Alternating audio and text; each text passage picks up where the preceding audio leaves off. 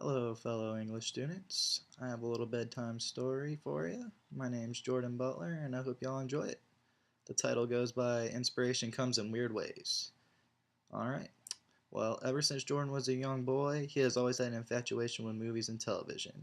I'm sure if he could, he would watch TV while in his mother's stomach. One funny memory for him as a child is sitting in front of the TV, watching cartoons, learning how to use the toilet on his personal kitty potty. But unfortunately for him, there was not one particular thing that influenced him, but rather a combination of things that influenced his passion for film and brought him to the school of his dreams. So I guess you could say it was like a long road that led him to something great at the end. But it was not until he saw his first movie with his mother, not knowing at the time, but would influence his love for films. It is rather embarrassing considering he was a boy and his first movie was Disney's Beauty and the Beast. But this movie blew his mind, but that was after Jordan had to get over, convinced, and be reassured his mother was still there.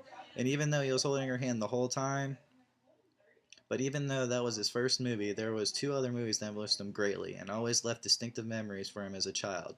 Those movies just so happened to be the great Richard Donner's The Goonies and Disney's The Lion King. Man oh man did Jordan watch those movies religiously.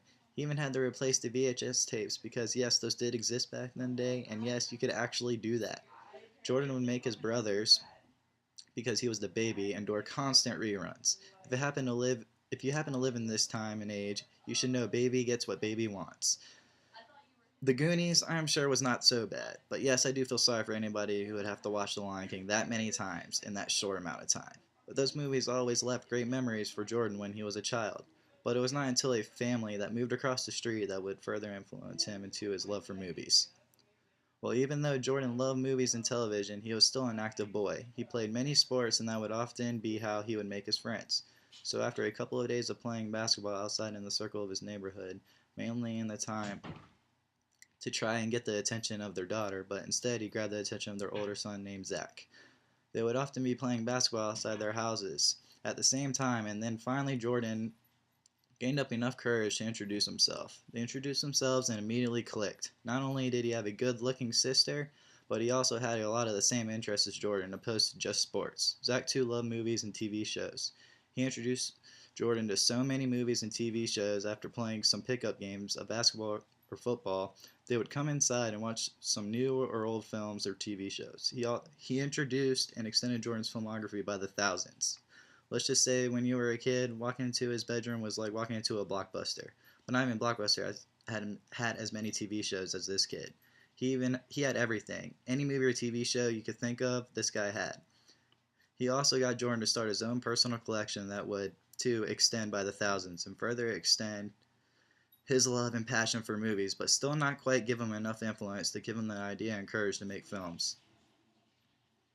After a couple of years of collecting DVDs and watching whatever popular movie or TV show that was out at the time, it was not until a trip down to Florida to see one of his close friends that would change his life and ignite a passion he never thought was there. It was the summer of 2008 in Cocoa Beach, and Jordan would try to visit his friend Eric once a year. When he would visit, they would go to the beach and try to catch whatever hit movie was out at the time. Well, this particular summer, M. Night Shyamalan had a hyped up movie coming out. It was his first R-rated movie, and the trailers made it look like it had a lot of potential. But unfortunately, that ended up being the best thing about the movie. Yep, the trailer ended up being the best thing about the movie because it put all the best parts about the movie in just about a, a minute and a half trailer, instead of making it the mistake of stretching it out to an hour and a half movie. The movie had a very intriguing and cool story, but failed to deliver in just about every way. But one great thing that it did for Jordan was that while he was watching the terrible movie, it started to give him the idea of, hey, I would have filmed this particular scene better, or if I filmed this particular scene this way, I would have made this movie much better. Yes, that sounds like a simple sentence, but that's all it took to give a lost student juggling degrees the passion and drive to open that door that he never thought was there, the passion of filmmaking. Jordan always had a passion of love for film and TV shows, but never thought he could make them. It is funny to think that when you watch the Oscars or just about any award show, the people always thank people for influencing them in great ways by making great films or acting superbly. But but for Jordan, he was a little different. His biggest influence came from a movie that he thought was terrible in all categories. Besides having an intriguing story, now after finding the ad in Rolling Stone magazine for Filsell University, after the film reviews and realizing there is a school that specifically teaches what he loves, He made sure he found a way to get out there. Now attending and learning something that few people cannot say, he gets to enjoy something that he loves, and once he graduates, he'll be working a job that he loves rather than dreads. So maybe in a way, Jordan should thank Mr. Shyamalan for not making such a bad film because it influenced him in a way that would change his life forever. When he graduates, moves on to bigger and better things, he should always leave a little section in his thank you speech for Mr. Shyamalan if he just so happens to ever win an award. Who said bad movies can't be influential?